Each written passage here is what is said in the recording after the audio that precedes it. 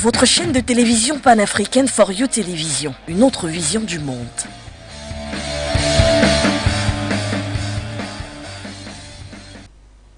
Bonjour, bienvenue à l'écoute de votre avis compte et sur les antennes de For You Média Africa et l'ensemble de nos réseaux. Nous parlons aujourd'hui de la transition du côté du Tchad. L'actuel ministre des Affaires étrangères de ce pays qui a été porté à cette fonction prestigieuse de la diplomatie tchadienne il y a quelques semaines, Amina Saïf, qui était donc il y a quelques temps, du moins pendant près de 7 ans, secrétaire général pour le compte, du moins le représentant du secrétaire général des Nations Unies du côté donc de la CEDEAO et qui a travaillé pendant longtemps du côté du Mali, était le représentant également d'autres pays de ce côté, ont rendu visite du côté de la Côte d'Ivoire au président Alassane Ouattara, une visite qui portait sur 2 points. Tout d'abord, pour remercier le chef d'État ivoirien pour tout l'apport et l'accompagnement dont il a fait montre pendant le temps qu'il était du côté donc de l'Afrique de l'Ouest en qualité de représentant du secrétaire général des Nations Unies. Mais l'autre point, celui qui nous intéresse, est pour demander donc du soutien au président de la République ivoirienne en ce qui concerne la transition du côté du Tchad, du moment où les ministres des Affaires étrangères, quand on sait que la diplomatie aura un rôle ou a un rôle important pour la bonne marche notamment d'une gouvernance. Tchad transition, le ministre des Affaires étrangères requiert le soutien de Ouattara. C'est la thématique qui nous concerne ce 3 novembre 2022. Bienvenue à toutes et à tous. Votre chaîne de télévision panafricaine For You Télévision, une autre vision du monde.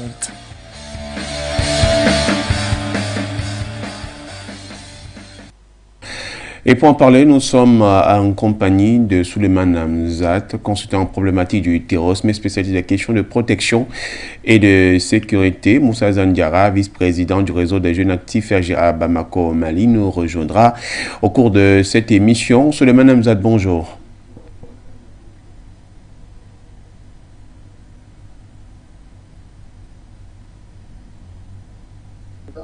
Bonjour à la galaxie. Bonjour. Merci à vous de nous avoir accordé votre disponibilité ce matin. Nous avons donc un regard sur l'actualité tchadienne, ou du moins, on pourrait parler d'une certaine relation qui davantage se verra naître entre le Tchad et la République de Côte d'Ivoire. Souleymane Hamzat, la visite donc du ministre des Affaires étrangères actuel de la République du Tchad auprès donc du président de la République ivoirienne. Quelle est la lecture ou bien le regard que vous portez tout d'abord? Visite normale pour le premier point qui est celui de l'accompagnement. 7 ans qu'il a passé du côté du Sahel dans la région de la CEDEAO pour tenir notamment le rang ou sinon représenter et faire respecter les instructions qui pouvaient venir du secrétaire général des Nations Unies.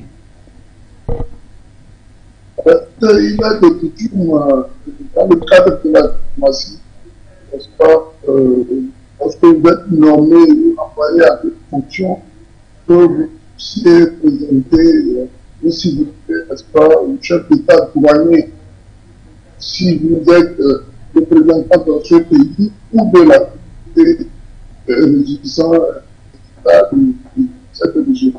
Je pense que la visite du ministre Mahmoud Saleh s'inscrit dans le cadre de cette relation, n'est-ce pas, qui je vais dire, existait depuis 7 ans déjà, du fait d'avoir été nommé représentant secrétaire général des Nations Unies au Mali, 7 ans que je vous ai dit. Et ensuite, il a été nommé 2 ans là, à Dakar, comme étant représentant auprès de tous les États de l'Afrique de l'Ouest. Je pense que dans ce cadre-là, dans les 2 cas cités, il était quand même recommandé de sa part, et surtout en termes de diplomatie, il a eu quand même salué le doyen des chefs d'État de l'Afrique de l'Ouest. C'est une formule protocolaire qui existe et qui s'inscrit dans le cadre de la diplomatie internationale. Toutefois, donc, ce qui nous intéresse et qui apparemment a pu capter l'attention de bon nombre de personnes, c'est le deuxième point de cette visite, qui est celui-là notamment de requérir le soutien du président Ouattara pour une transition, disons-le, réussie du côté du Tchad. Première observation, Souleymane Hamzat, est-ce que le fait que le diplomate aujourd'hui tchadien ait passé plus de temps, du moins cette année, c'est pas rien, du côté donc du Sahel et en séjourné certainement plusieurs fois en Côte d'Ivoire, il a trouvé au président Ouattara, qui en temps normal est un patriarche, quelque chose d'assez important, une certaine connaissance, une sagesse, pourquoi pas, pour accompagner le Tchad, soutenir le Tchad dans sa transition. Écoutez, je fais deux analyses par rapport à votre question. La première, c'est que de coutume en Afrique, nous avons pas cette manière-là de faire prévaloir le droit de l'Est. Le président Ouattara, ça prend beaucoup de moyens, n'est-ce pas, le chef d'État de l'Afrique de l'Est et le plus âgé d'ailleurs. D'autre part, et il faille, n'est-ce pas, continuer à de ce côté nos sentiments africains, notre participation, n'est-ce pas, aux idéaux anciens qui révèlent que les aînés doivent être respectés. D'autre part, je fais une analyse politicienne. En ce sens, l'affaire de Tchad est un pays qui s'est fortement rapproché de la France au lendemain, n'est-ce pas, de tout l'État, de l'assassinat qui a emporté le peuple Marshall. Et vous paraissez quelle est aussi la couleur de la Côte d'Ivoire par rapport à la France. Donc, voilà deux États qui, à tout point de vue, ont le même partenaire qui à mettre au point et pour lequel d'ailleurs ils sont en parfaite harmonie dans le sens, n'est-ce pas, de ce qui concerne la politique régionale et sous-régionale, voire même continentale. Il faut aller remarquer aussi que la Côte d'Ivoire reste comme le deuxième point politique de la Ouest, derrière le Nigeria, et de l'autre côté, le Tchad reste quand même un État géostratégiquement militaire fort qui puisse permettre à la France, n'est-ce pas, de regarder ses intérêts et éventuellement de faire adhérer le chef d'État à leur visée qui, ma foi, est totalement contraire à ce panafricanisme. Je pense que dans ce cadre-là, le rapport qui lie aujourd'hui Tchad à travers son nouveau ministre des Affaires étrangères et la Côte d'Ivoire des rapports à l'été. Je pense que ça va dans la droite ligne des politiques, aussi bien politiciennes et politiques que les deux États ont choisi de suivre. Ce n'est pas un étonnement pour nous.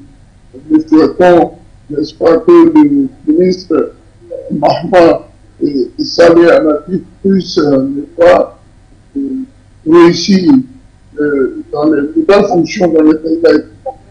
Et surtout, il y a ce que la transition au niveau du Tchad se passe dans les règles de l'art, dans le cadre du respect, la sérénité et la paix.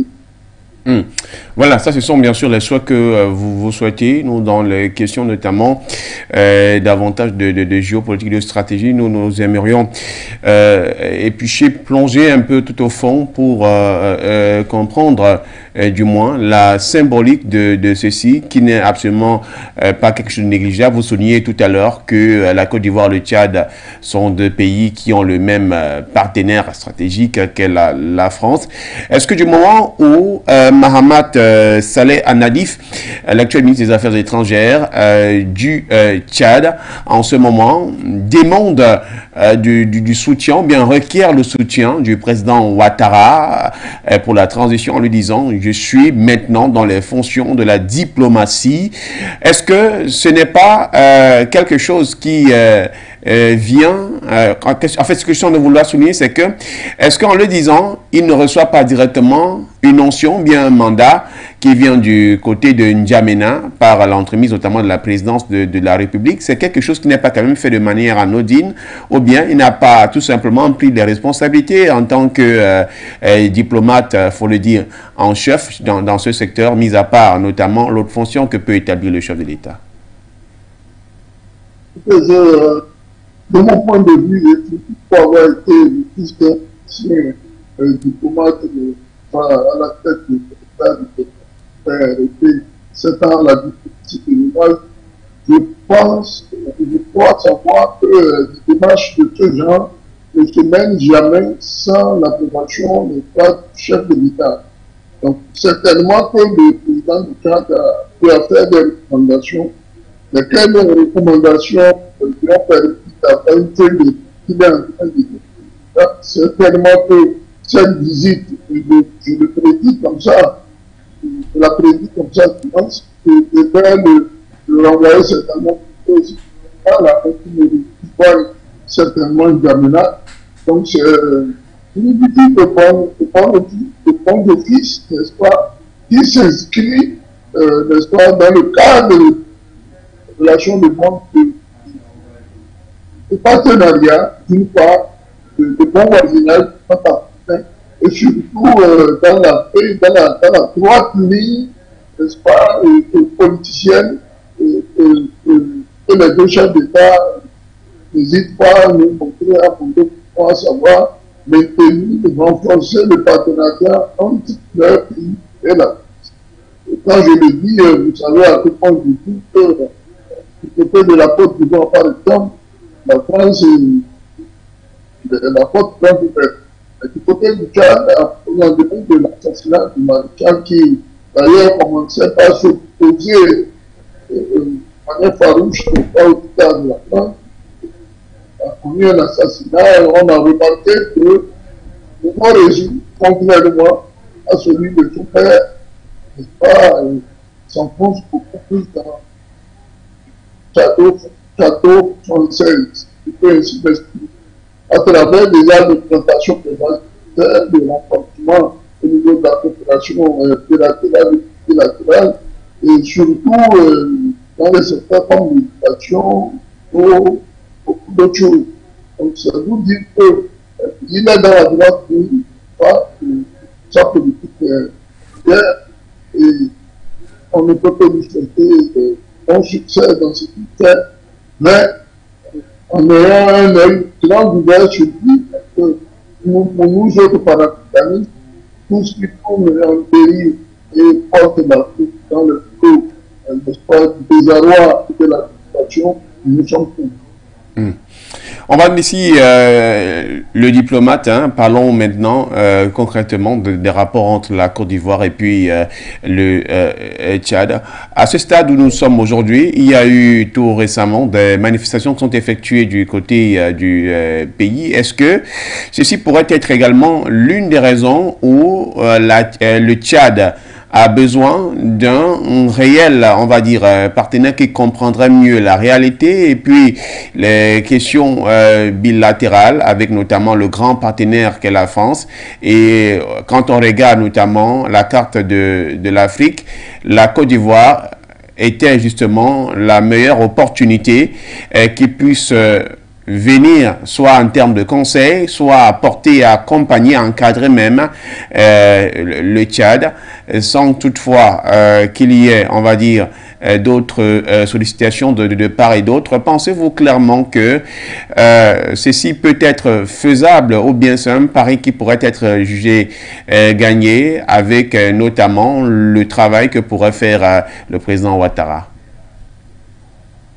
En termes de conseil, je pense que le président Ouattara pourrait nous donner la tête internationale qui, en allant dans le sens des aspirations françaises, d'autres continents en état de la France, quelque part, dans ce sens-là, oui, le Premier ministre de l'Affaires étrangères tchadien se trouve devant la personne où tout ce qui peut donner des faits, apporter des conseils. D'ailleurs, il est venu le conseil, d'une part, de remercier tout ce qu'il a fait jusqu'à là, durant les 7 ans qu'il a passé en tant que représentant du secrétaire général des Nations Unies au Mali, d'une part, et 2 ans comme représentant auprès de tous les pays de la CEDEAO. À ce titre-là, de nouvelles évidemment, il considère certainement le président Ouattara comme étant la personne la mieux accusée, surtout dans la droite ligne de la politique que les deux États ont. Et d'autre part, la politique internationale vis-à-vis de la France reste une politique, n'est-ce pas, à redéfinir, à réinventer, dans lequel il faudra mettre beaucoup d'espoir. Et les deux chefs d'État sont dans la même droite ligne, n'est-ce pas, de renforcer au plan multilatéral, bilatéral, même militaire, n'est-ce pas, de cette opération-là est en fait auquel d'ailleurs d'autres personnes, vous voyez bien sûr que le président Balo, bien certainement aussi, n'arrête pas de s'afficher de manière claire dans cette ligne directionnelle. Donc, aussi que de notre côté, des occupations, les gens se passent. Et je voudrais même, dans ce cas-là, vous dire que bien le président capitaine Ibrahim Traoré, qui de toute façon a été jugé à son honneur d'État du Mali, dans la sécurité de l'État. Et je pense que les deux blocs, chaque bloc est en train d'aller dans un sens de tout parler, tout à renforcer leur politique internationale, leur position vis-à-vis des deux grandes puissances, la puissance américano-occidentale et celle qui est peut-être des BRICS, c'est-à-dire auxquels d'autres pays, puis après là, vous voyez, il y a non seulement au niveau sud-sud une coopération qui est en train de se faire, qui est en train de se renforcer au niveau de l'Europe, mais au niveau international, et on fait un semblant, je peux appeler ça comme ça, de manière directe, un semblant de pouvoir, n'est-ce pas, pour savoir qui est avec eux et qui est contre eux, que les enjeux sont assez grands, ils sont énormes, et il faut y avoir des partenaires, n'est-ce pas, qui viennent pour solidifier ce plan. Vous êtes en train d'évoquer notamment une question d'un renforcement de coopération qui pourrait davantage permettre en sorte que la France s'en sorte mieux avec la Côte d'Ivoire et puis le Tchad. Et puis parlons justement, le Tchad, en ce qui concerne la sous-région de l'Afrique centrale, est pratiquement aujourd'hui le seul pays qui prête allégeance notamment à la France. Et on voit qu'en Afrique de l'Ouest, c'est un peu beaucoup plus ouvert, avec notamment la Côte d'Ivoire d'une part, il y a le Niger qui est en ballottage, le Sénégal qui parfois essaie de jouer à une sorte de double jeu. Est-ce que l'appui de ces deux pays qui sont un peu considérés comme pour le moment le socle de la France-Afrique pourrait permettre à la machine, par exemple, de mieux être huilé à nouveau, ou tout simplement il serait par exemple question pour l'un ou l'autre pays de tenter de préserver tout simplement ce qui est comme les acquis. Permettez que je vous ajoute notamment une autre question qui est là-dessus, et que peut réellement ces pays, dans la mesure où s'ils se retrouvent à être encerclés ou dans leur environnement immédiat, c'est un autre partenaire qui est plutôt plébiscité par les pays voisins. Déjà, il faut faire une analyse assez objective du point de vue de la diplomatie et surtout des relations géostratégiques. Je veux parler militaire.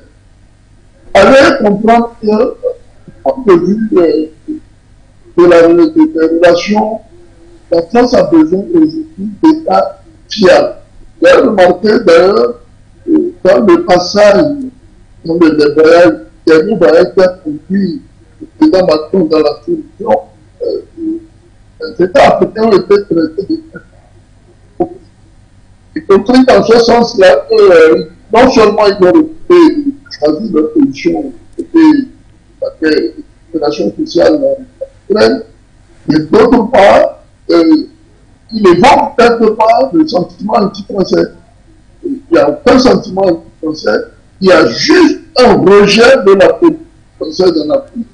Et le citoyen français qui, au même titre que nous, d'ailleurs, se bat dans les rues pour faire savoir avec les gens qu'ils ne sont pas sur la bonne voie, ont les mêmes aspirations. Le deuxième point, qui paraît un peu plus sensible, c'est la coopération au niveau militaire. Vous savez, les conditions lâches, inacceptables, et jusqu'à là, non élucidées dans lesquelles le marshal a été assassiné. Jusqu'à là, nous ne comprenons pas. C'est pas le but que le panafricanisme, n'est pas les raisons de faire de Tchad ne s'acharne pas sur une enquête soit nationale ou internationale pour venir nous dire à mon option comment le maréchal a été assassiné et pas. Vous voyez, cette question reste une question. D'autre part, nous constatons que le Tchad, le maréchal depuis et celui d'aujourd'hui, ils sont en totale inadéquation.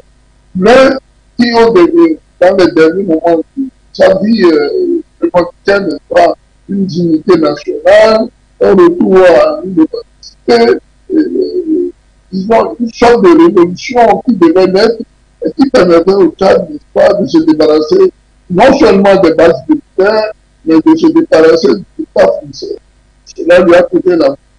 Retournons du côté de la Côte d'Ivoire pour comprendre que depuis un certain temps, la Côte d'Ivoire passe des moments assez délicats. Peut-être même dans la ville d'Abidjan depuis 2-3 jours, qu'il y a des patrouilles militaires, des déplacements, de gros engins. On ne sait pas qu'est-ce qui se passe. Le régime d'Abidjan aussi reste un régime, ma foi, du point de vue de mon observation, comme si on avait comme l'impression qu'il se prépare quelque chose pour lequel on cherche à remédier. Vous voyez, le déploiement même des Français, des soldats français à travers la ville, et c'est ce que nous retrouvons au niveau de la galaxie patriotique. Nous sommes chez nous, n'est-ce pas? Nous sommes propriétaires de terre, nous sommes propriétaires de notre pays, et nous refusons ce là qui consiste à nous faire envoyer des forces étrangères qui viennent s'imposer chez nous, comme si, bon voilà, ce qui est tout à fait inadmissible. Vous voyez, mais ces deux analyses faites sur le plan militaire, ces deux pays-là sont en train de tout faire. Et là où le bas blesse, c'est que d'un côté, la Côte d'Ivoire, le président Ouattara a le pouvoir dans des conditions calamiteuses. Et quoi, je me souviens de cette tristement célèbre image jeune poussin qui a été décapité pour les élections. Beaucoup de gens ont été faits. Vous avez du côté du Tchad, c'est la même résistance. Et là, on marche une marche dans laquelle on retrouve à peu près de la d'une cinquantaine. On ne comprend pas les raisons pour lesquelles non seulement on reçoit ce dictat extérieur qui est lié d'ailleurs à la politique française en Afrique.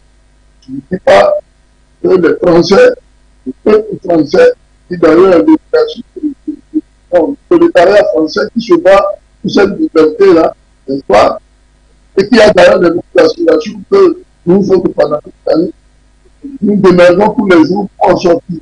Mais l'oligarchie française et les endroits que nous avons chez nous persistent dans cette position-là d'une politique qui est vieillissante, dont le disque est totalement périmé et qui est nommé la France-Afrique. On essaye de la tenir dans ballon. Sur le terrain, c'est des dégâts énormes, n'est-ce pas, une incompréhension à nul pareil, et de mieux en mieux, les panafricanistes dans ce sens-là, n'est-ce pas, de voir dégager, n'est-ce pas, ces gens-là qui s'entêtent n'est-ce pas, s'enfonce dans cette politique-là qui a tellement fait de mal à l'Afrique et qui fait en sorte qu'on arrive difficilement à nous lever de là où nous avons tenez-vous tranquille, le travail est en train de faire, le panafricanisme n'est jamais baissé là. Le job continue d'être fait et ceux qui seront les suivants, vous les verrez.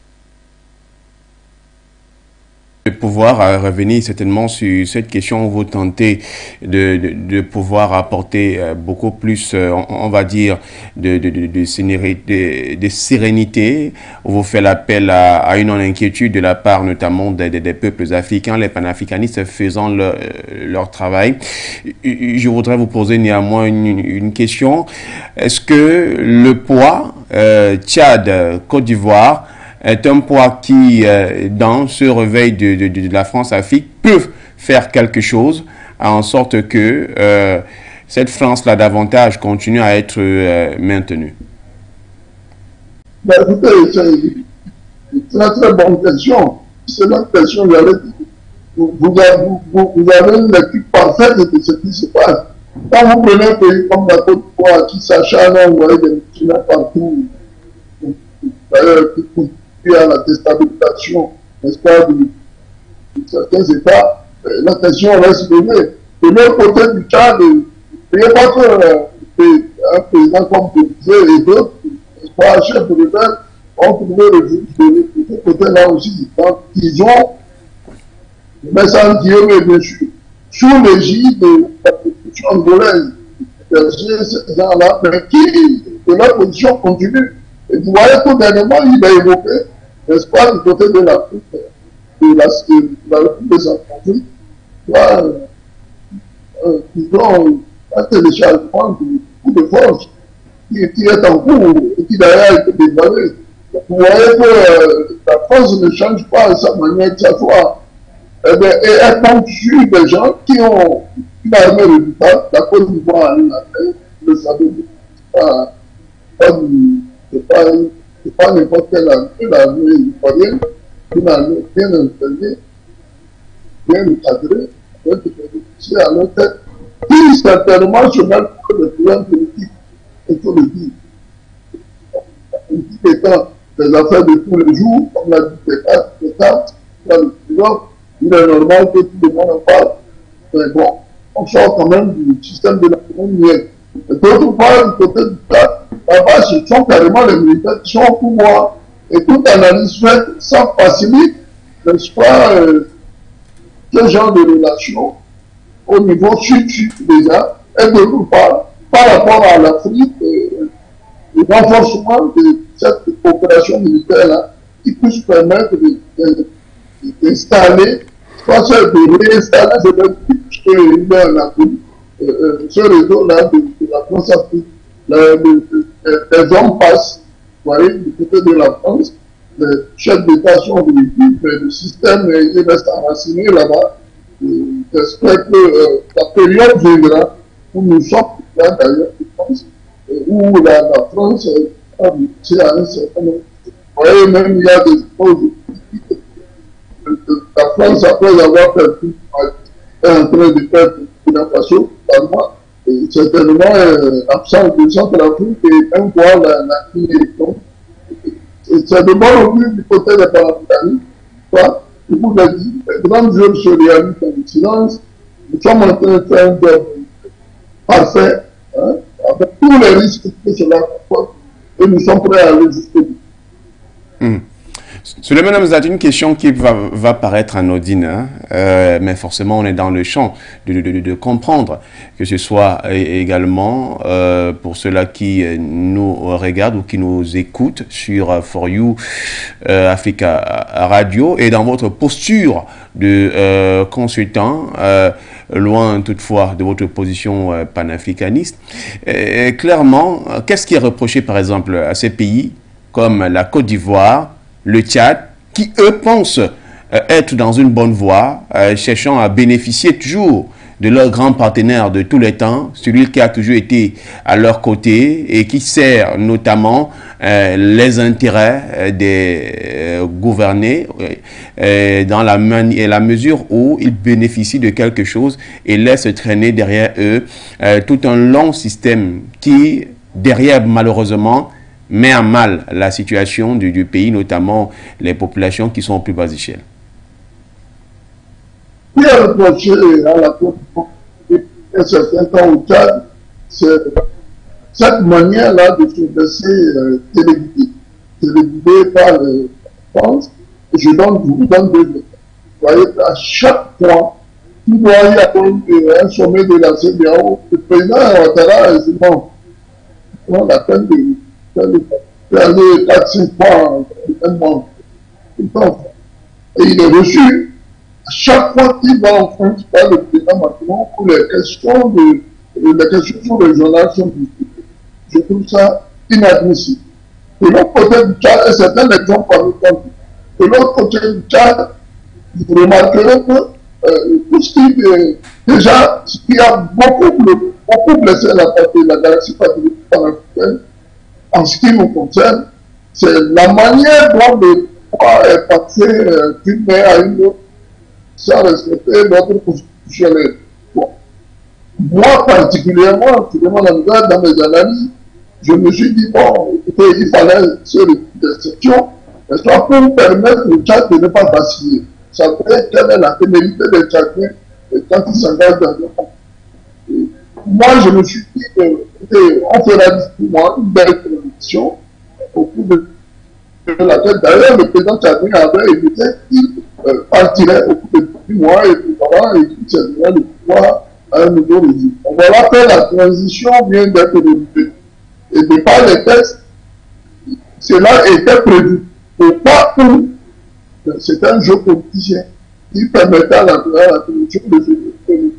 Là, elle est en termes de gouvernement et il s'avère que au lendemain de ce dialogue national que nous avons fait, ça dit complètement et terminé, n'est-ce pas, le devoir de passer cette tuerie-là que nous avons fait. Et puis on fait le Tchad, mais en noir, totalement en noir. Et sur le plan militaire, je peux encore du côté de la Côte d'Ivoire dire qu'il ne faut pas oublier cette base militaire, cette 43e MINA, qui est installée et qui se mêle à tout va de plein de points. C'est quelque chose que nous ne comprenons pas. Et j'aurais appris, je mets ça en guillemets dessus, on me trouve ici, cela, ça voudrait une fausse information. Que le domaine d'ailleurs sur lequel a été installée cette base aurait été conduit par le pouvoir. Est-ce vrai? C'est une révélation. Je continue de vérifier.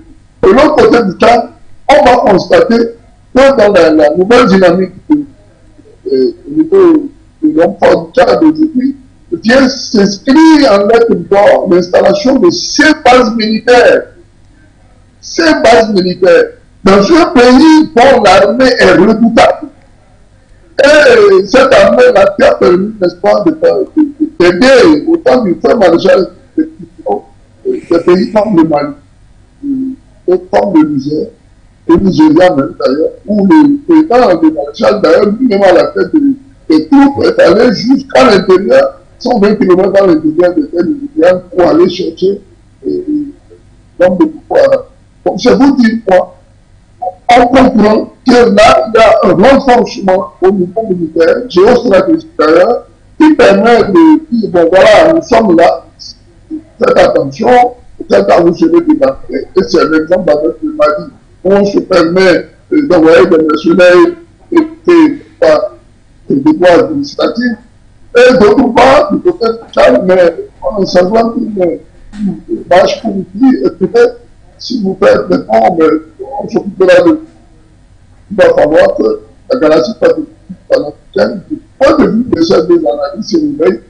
Et surtout, je l'ai dit, il a souvent dit, je me répète encore, les Africains méritent bien plus que choisir. Si vous choisissez un bon militaire, tu veux que les choses se passent dans les règles de l'art. Si vous cette manière de faire discuter notre politique intérieure, aussi bien peut-être de la politique officielle, et peut-être de l'économie, du coup, tout ce qui est aujourd'hui les plus grandes entreprises au niveau de la Côte d'Ivoire française, et surtout sur le plan socio-culturel et culturel, on perd ses racines. Vous voyez aujourd'hui, il y a qu'à aller voir les télévisions ivoiriennes, vous voyez que les programmes sont fortement occidentalisés. Donc, c'est vous dire quoi, l'Afrique a besoin d'un renouveau qui s'inscrit dans le cadre de l'équation de l'identité, et cela ne pourrait se faire avec des chefs d'État de la du président Ouattara et encore moins, pardon, le chef d'État de la Trump du président Tchad. Question, il y a donc un internaute sur la page Facebook For You Media, Marcel Guinan, qui a dit, je vais laisser cela à votre appréciation. Ouattara soutient la transition dynastie au Tchad parce que Dr Succès Masra est parti soutenir Laurent Gbagbo lors de la refondation de son parti. C'est lui-même qui avait donné des directives à Kaka sur les événements de 20 octobre 2022 qui s'est passé au Tchad. Là, c'était les instructions ou les directives d'Alassane Ouattara. Appréciation, Souleymane Hamzat, sur le commentaire de cet internaute. Écoutez, il fait une excellente remarque en ce sens que bon, le déplacement de Succès Masra a été interprété par la garantie panafricaine. Ouais, depuis un certain temps, il y a beaucoup plus de présage de présume panafricanisme en divulguant, n'est-ce pas, les idées panafricanistes, mais dans la nuit, ce sont les mêmes là qui n'est pas que quoi les nuits sur le chancellerie occidentale. Et le Succès Masra, de mon point de vue, pas le panafricanisme que nous pensons. Nous pensons qu'il joue à un jeu flou, et c'est flou. Il ne dit pas souvent. Et je vous donne deux exemples. Un, au lendemain de l'assassinat du président vous avez constaté que très rapidement, il a commencé par relancer la population pour des marches, etc. Ce qui n'est pas interdit. Mais au même moment, on recevait chez lui, à la maison, et pourquoi aussi avec des partis, n'est-ce pas, des ambassadeurs des pays forts, des États-Unis, la France. Donc là, pour nous, déjà, le signal est donné. Mais qu'il soit invité du côté de la Côte d'Ivoire, au congrès du PACI, n'est-ce pas, je ne trouve pas ça. Je ne le vois pas dans le mauvais sens. De toute manière, il faut de tout faire un monde. Moi, de mon point de vue, bien sûr, hein, je donne mon point de vue. Je pense que dans un moment, le monde est fait de tout. Si vous n'avez pas de douleur, disait mon père, mon père, vous n'avez pas de commissaire de police. Si vous n'avez pas de commissaire de police, vous n'avez pas d'agent judiciaire, n'est-ce pas, d'auxiliaire de justice. D'autre part, vous n'aurez pas d'avocat, ni de juge, ni de magistrat. Le monde est fait de tout. Il faut bien faire un monde. Mais il faut aller dans le sens que nos aspirations humaines, n'est-ce pas, et humanitaires, doivent s'inscrire dans la droite de ceux qui font que du bien. Quand vous vous inscrivez dans le cadre de ceux qui sont complotistes, de ceux qui ont pour l'habitude la déstabilisation des États, là, je pense que ce n'est pas une bonne chose. Il arrive parfois que pour des raisons que je ne peux pas ici, que nous ne connaissons pas encore de partis de coup d'État qui rectifient, n'est-ce pas, de dire, c'était le cas du côté de la c'était le cas du côté du Mali, c'était le cas du côté de la Guinée, et certainement, pas un coup d'État, mais une manière de gagner les élections de la personne, mais toujours acculé par ces rebelles-là, n'est-ce pas, de la sécurité du côté du Pacifique. C'est vous dire quoi en conclusion, cette question, des États ont besoin de choisir le continent. Je réitère ce côté-là et je donne entièrement raison à ne pas à cet internaute qui vient de faire cette analyse cohérente. De quoi donner je présume panafricaniste. Dans la nuit, on est de l'autre côté, on rase pour les gens. la position de toute cette sinistra, pour nous, reste une position ambiguë. L'avenir nous dira. L'avenir nous dira. Et tout récemment, il y a eu un contingent de près de 350 000 soldats français qui est donc venu avec notamment l'un des plus gros porte-avions que l'armée française, non, la marine française a. Cela a donc atterri du côté de la base navale à Abidjan. Et bien sûr, dans le cadre notamment de pouvoir sécuriser en termes de terrorisme au niveau de la partie du Sahel et puis davantage sécuriser les eaux maritimes et fluviales. Suleiman Emzat, est-ce que ceci pourrait avoir un impact réel à pouvoir créer ce G5 Sahel là que vous avez souligné de deux formes de G5 Sahel, de deuxième G5 Sahel qui est bis, au moment là où le premier se voit mourir avec le Mali qui s'est désolidarisé, et on sait que le Tchad était notamment l'un des porte-étendards.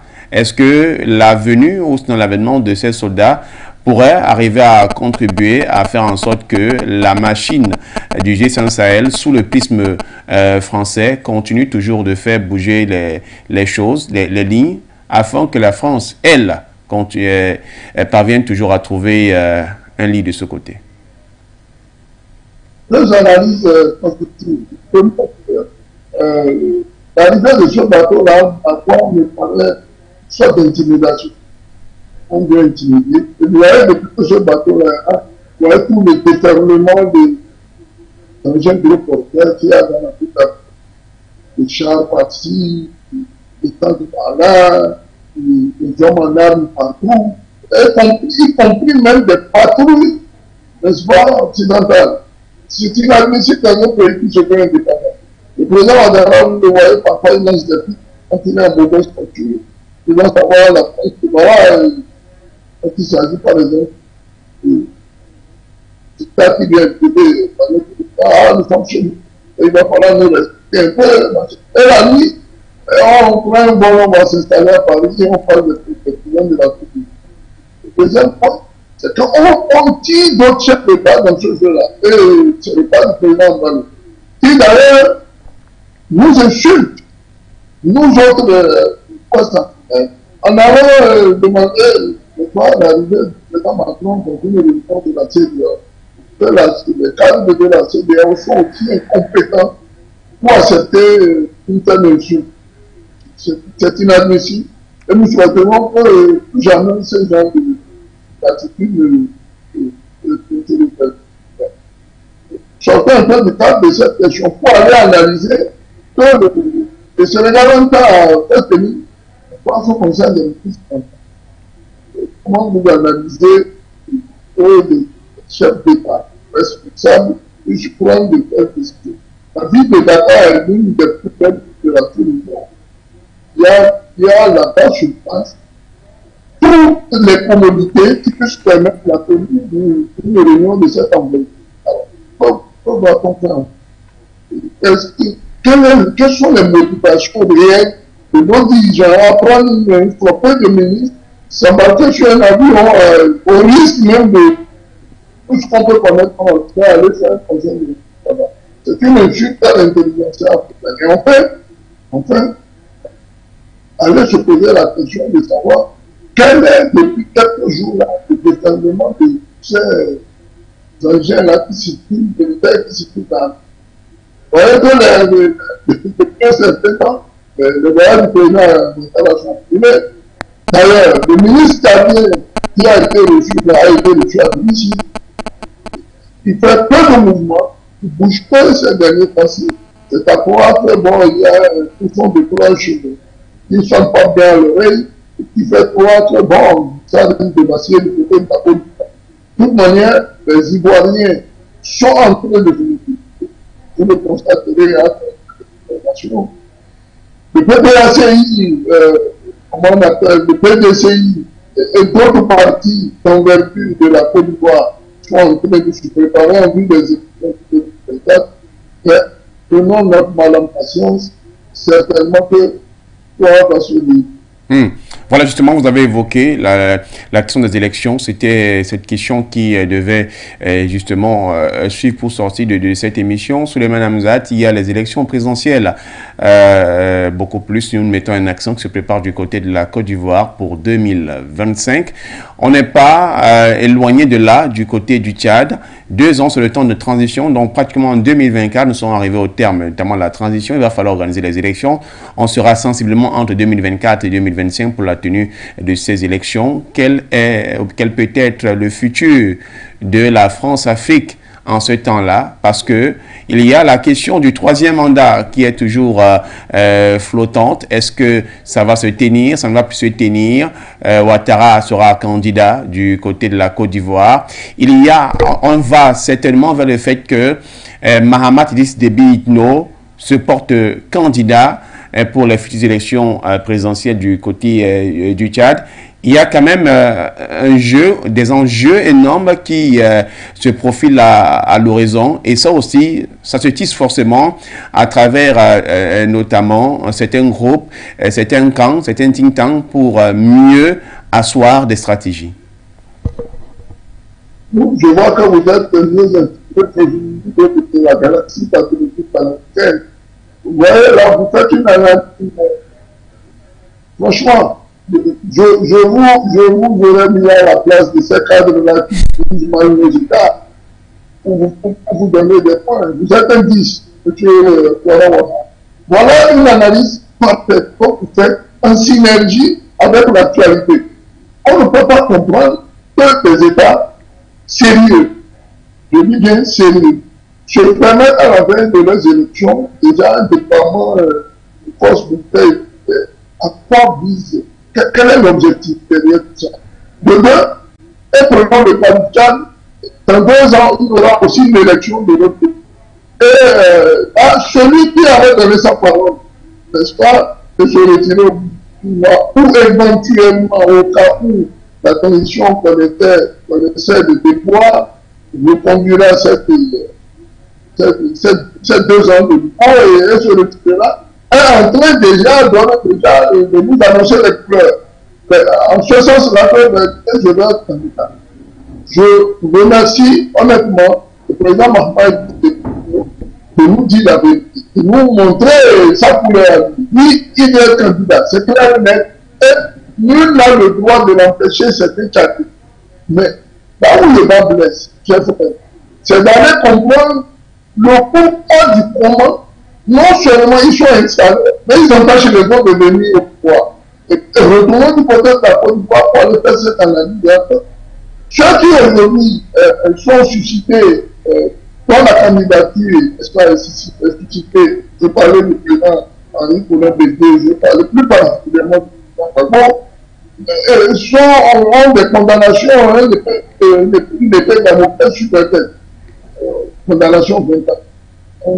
Un célèbre chanteur, là, vous voyez, et on veut entretenir tout là, et c'est une pression énorme qu'on exerce sur ces parties-là, faisant croître du fait de la condamnation, voilà, et qu'ils n'ont pas le droit à se condamner. Et voilà, c'est de là que naissent les poids de tension.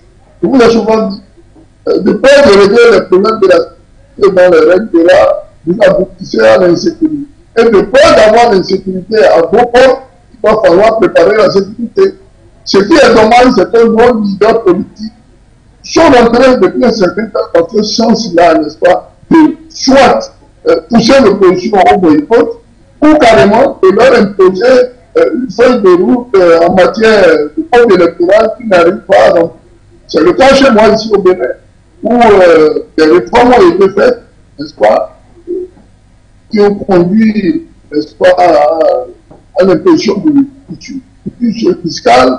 Il y a des documents, on sait qu'on ne peut les avoir que par cette administration qui est en face, et qui d'ailleurs, le gouvernement est fortement appuyé par ceux qui sont au pouvoir, n'obtiennent sont fictifs fiscales que celui qui s'est sous-bataillé, qui s'est aujourd'hui, pallier à ce genre de manquement.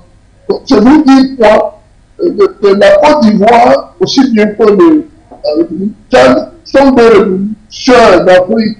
Mais si qui s'inscrivent, je vous l'ai dit dans de cette émission, dans une droite ligne, cette droite ligne-là qui consiste d'une part au renforcement du pouvoir en place, à son enracinement d'autre part, mais du point de vue de la politique internationale, se plonge dans une direction à une autre pareille, comme avec pour corollaire, n'est-ce pas, le dictat au plan politique, économique, socio-culturel, culturel, n'est-ce pas, de nos États. Et cela est dommageable, n'est-ce pas, cela est dommage pour ces populations, ces peuples-là, qui veulent s'affranchir, n'est-ce pas, non seulement du dictat colonial, des accords coloniaux, et surtout du code noir. Il faille encore une fois et peut-être que nous sachions choisir les dirigeants du futur. Et à mon avis, cela passerait depuis non seulement les directions communales, municipales, par les législatives et présidentielles, à choisir des hommes dont les aspirations sont en adéquation avec les idées panafricanistes. C'est le seul moyen pour nous de nous débarrasser des anglo-colons qui sont utilisés par ces mêmes fantomatiques, et d'autre part, pouvoir imprimer une nouvelle dynamique qui permet à l'Afrique de surgir de ce centre. Ouais, c'est dommage qu'on soit dans la même dynamique et enfin, de trouver les voies et moyens pour mettre en perpétuel échec toutes les méthodes france-africaines qui permettent parfois de voir le chef d'État de manière banale, et surtout de continuer à accepter le dictat. Non, il faut arrêter ça. Et je pense que le Mali nous donne de très bonnes leçons en matière de dictat. Je m'intéresserai notamment que les accords coloniaux, sur les 11 accords coloniaux, 8 ont été balayés du revers de la main par le Mali, qui continue d'ailleurs par l'implémentation de sa dignité. Et vous savez combien de fois le peuple malien est un peu plus grand, un peu plus fier de par son passé.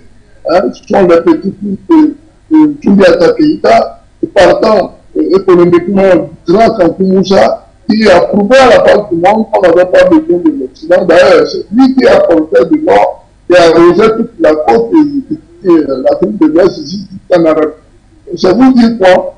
On peut, si on veut, la volonté politique doit être ça, et j'espère que avec la dynamique qui s'exprime depuis un certain temps dans nos pays, à savoir le retour à l'authenticité à une idéologie panafricaniste, que nous autres jeunes, nous puissions réfléchir de manière constante. Le combat, il est très long, il sera rude, mais il va falloir s'y faire et parfois même aller jusqu'au sacrifice suprême. Voilà, nous sommes arrivés au terme de cette émission. Souleymane Hamzat, on vous dit merci pour votre disponibilité ce matin. Merci à moi. Bonne journée, soit jeudi, que nous apprécions de votre position. Bonjour surtout et remerciements éternels au PDG de cette chaîne, cette chaîne, à vous autres journalistes et politiciens qui de l'ombre font un travail de bonjour à la galaxie patriotique panafricaine, Adrien Zéner, qui était le bénéficiaire du Nous vous souhaitons pareil, Souleymane Hamzat. Merci d'avoir été des nôtres, mesdames, messieurs. Nous rentrons en gare pour le compte de votre avis compte, édition du 3 novembre 2022. On aura le plaisir de se retrouver certainement pour l'édition du 4 novembre qui pointe à l'horizon. Nous aurons le plaisir d'être en compagnie dans les cours de CESE-GMT pour le programme L'Info à chaud. Merci à la technique.